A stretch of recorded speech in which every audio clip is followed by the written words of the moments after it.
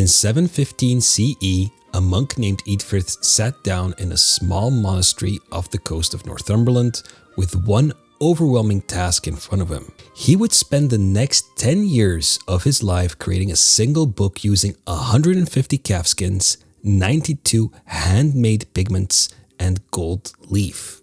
He would barely leave his scriptorium. When he finally finished, the Lindisfarne Gospels would become one of the most magnificent objects ever made.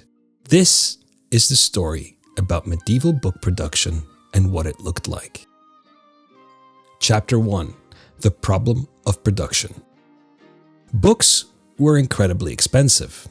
A monastic library with 600 volumes was considered substantial. Every single one had to be written by hand. Production happened primarily in monasteries throughout the medieval period. The rule of Saint Benedict, established in the 6th century, mandated that monks read books during meals and certain hours of the day. This requirement created an enormous practical problem. Where do you get all these books? Well, the monks had to copy them themselves. But this wasn't pleasant work. The scribes sat down in isolation in a room called a scriptorium, often without heat or artificial light. Work happened only during daylight hours because fear of fire made working after dark nearly impossible. The physical labor was relentless. One medieval scribe left this desperate plea in the margin of his manuscript. "Now I've written the whole thing. For Christ's sake, give me a drink." We see many of these examples hidden in the margins of old books. As book production became more developed, the process became compartmentalized. Different specialists handled different stages. The parchment maker prepared the material. A rubricator drew the lines across pages to guide the scribe's pen. The scribe copied the text, intentionally leaving spaces for illustrations. An illuminator came next, painting detailed miniatures and decorative elements. Finally, a binder assembled everything and created the covers. Later, when universities arose in the 12th century, specialization became even more pronounced. University stationers in cities like Paris and Bologna produced books commercially. They had to maintain standards because universities set regulations about content, size, and pricing. These workshops produced multiple copies of the same work, which was revolutionary compared to monastic scriptoria, where each copy was unique. Chapter 2. The Materials and Craft. Let's talk about what medieval scribes actually wrote on. The most common material was parchment or vellum, made from animal skin. Vellum came from calves, usually no more than 3 months old, and was considered premium. Parchment came from sheep or goats and was more common, but it was less prestigious. The process of making parchment was kind of disgusting and labor-intensive. According to a 12th century manual written by the presbyter Theophilus, the process began with soaking animal hide in a series of lime baths. These baths loosened hair follicles and extraneous layers of skin. After a few days, the hide was stretched on a wooden frame until tight. A rounded knife called a lunellum, or a moon knife, was used to scrape the surface while avoiding punctures and tears. The hide had to be kept moist throughout this stage to prevent tearing and to enable stretching until thin and flat. Finally, the hide dried while stretched in the sun and was powdered with chalk. The Lindisfarne Gospels alone used approximately 150 calfskins for its 259 vellum leaves. That represented hundreds of calves and years of preparation work before a single word was written. For writing, medieval scribes used black ink made from oak galls. These are bizarre growths on oak trees caused by wasps laying eggs in tree buds. Scribes would soak these galls in water or boil them to extract acids. Then mix them with metallic salts, usually iron sulfate or iron oxide.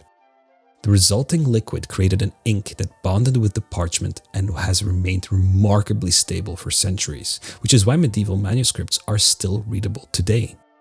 Medieval scribes didn't write with pens. They used quills made from goose feathers. The best feathers came from the left wing of a live goose, plucked in springtime. Now that sounds oddly specific, so why the left wing? Well, because when held by a right-handed person, the quill naturally curved in the correct direction.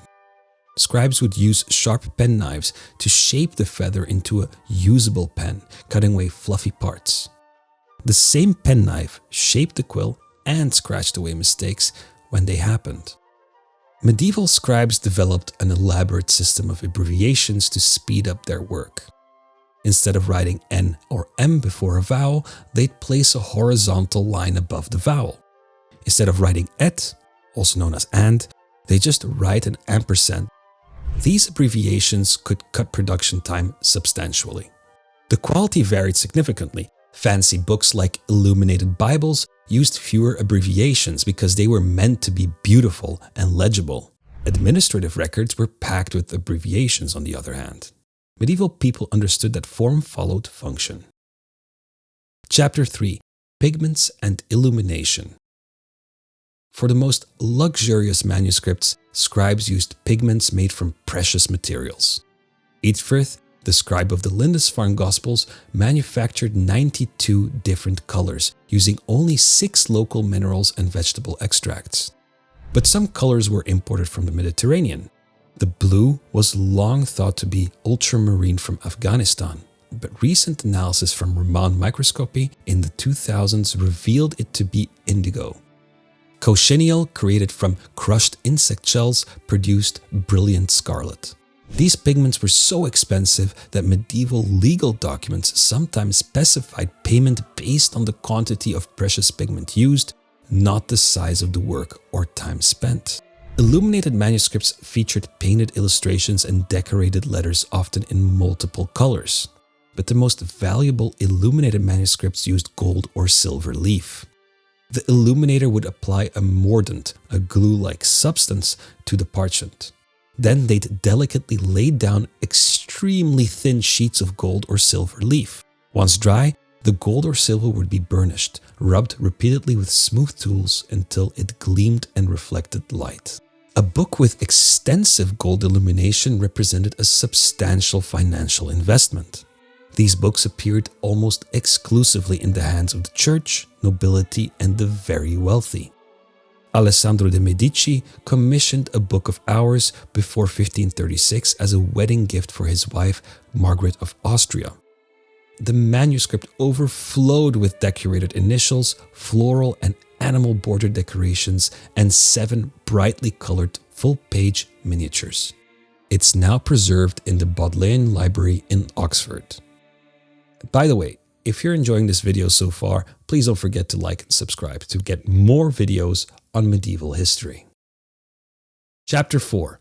Books as Power and Social Tools. Books became instruments of political strategy and religious authority. Queen Margaret of Anjou in the 15th century used books as gifts to build alliances and assert her authority. By controlling the production and distribution of books, medieval rulers demonstrated their wealth, piety, and political power. The Gutenberg Bible, printed around 1454 and 1455, represented a transition point.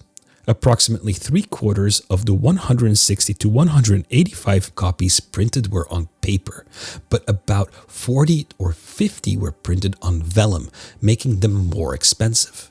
The vellum copies were heavier and sometimes bound in 3 or 4 volumes.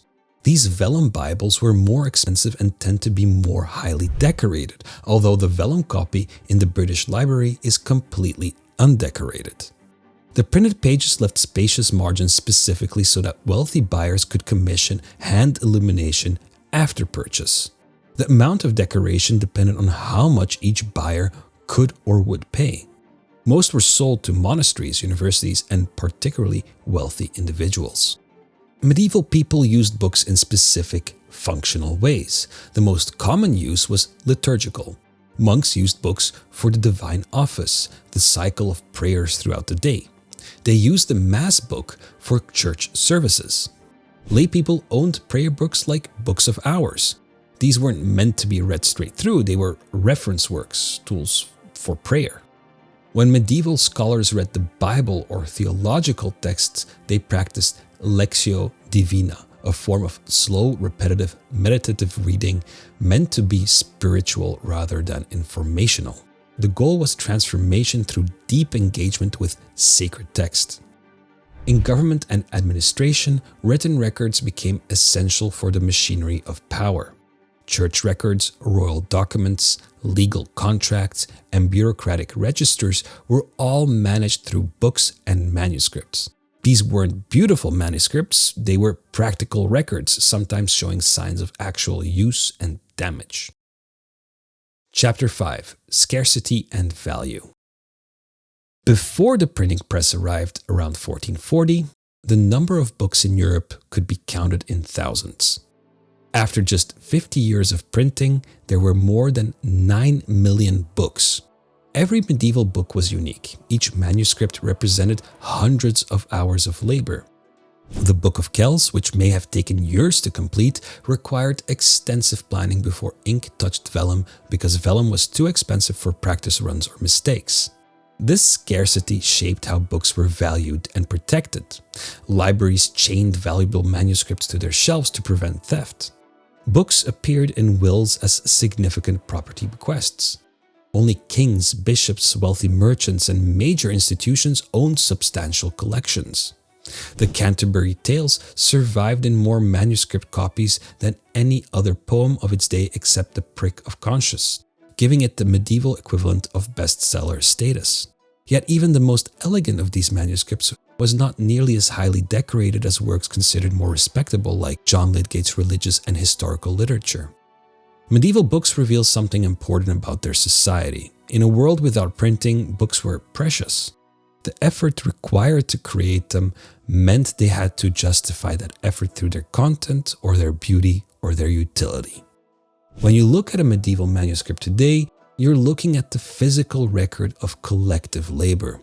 You're seeing the work of the parchment maker, the scribe, the illuminator, the binder. You're seeing the values of a society that believed some knowledge was worth years of human effort to preserve and transmit. As always, thank you for watching. Check out my sources below. Don't forget to like and subscribe, and see you in the next one.